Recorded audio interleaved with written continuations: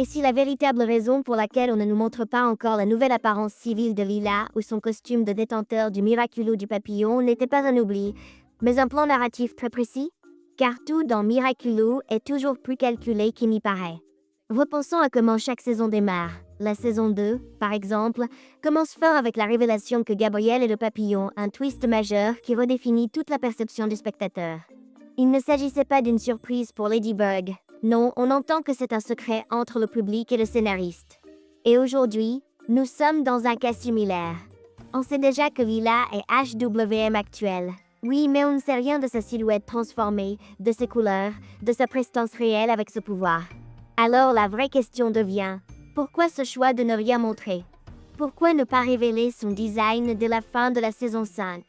Pourquoi pas dans un teaser de la saison 6? Ni dans les épisodes d'introduction, ni via une image volée? Pour moi, la réponse est claire. Les créateurs savent que ce mystère n'est pas d'accessoire. Il est l'arme marketing numéro 1 pour lancer la saison 7. C'est littéralement le premier acte narratif d'ouverture. Montrer Lila transformée serait l'équivalent de brûler le twist d'ouverture. En plus, il faut y penser, Lila est l'antagoniste central à venir. Toute la saison 7, voire plus, tournera autour d'elle. Si on commençait déjà à s'habituer à sa forme papillon, à ses couleurs, à ses intonations ou à sa gestuelle, on perdrait l'effet de révélation, de surprise, de peur peut-être. Montrer son apparence aujourd'hui, ce serait tuer la montée de tension que la série prépare depuis plus d'1 an. Et d'un point de vue plus structurel, cette révélation visuelle se doit aussi d'accompagner un autre moment crucial, le mode super vilain ou super anonyme sous lequel Lila va opérer. Elle est une espionne. Elles se font littéralement dans la masse, maquille son nom, ses visages, ses mères, ses émotions. Révéler trop tôt sa nouvelle apparence, c'est aussi dévoiler la façon dont elle compte manipuler les porteurs, les réseaux, les plans. Alors, au contraire, on garde tout caché pour maximiser l'impact.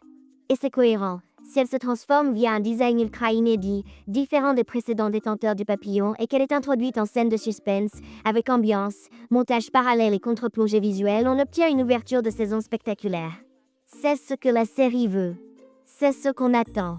C'est pour maintenir cette curiosité que rien n'a fuité côté visuel jusqu'ici. D'ailleurs, on peut prolonger cette analyse via une autre question. Est-ce qu'Alix recevra un Quatama de la part de Tree? Et est-ce que les autres porteurs vont aussi, dans cette saison ou la prochaine, en recevoir aussi? C'est une excellente question, parce que tous les Quatamas symbolisent quelque chose. Ce ne sont pas juste des bijoux télépathiques, ils montrent la transition vers la maturité héroïque. On l'a vu avec Alia. Avoir un Quatama, c'est s'approcher d'un rôle de gardien ou de commandement. Or, Alia ayant reçu celui de Ladybug, cela suggère qu'elle pourrait un jour la remplacer.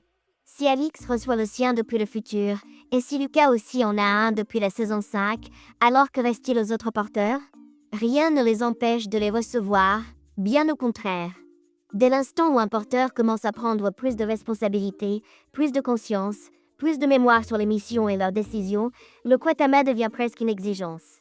Il ne sert pas seulement à communiquer, mais à transmettre une trace émotionnelle, un morceau de la mémoire légendaire. Ce sera donc logique qu'on voit Nino, Julka, Max ou même Zoé recevoir chacun leur propre relique talisman pour renforcer leur lien avec l'héritage Miraculous.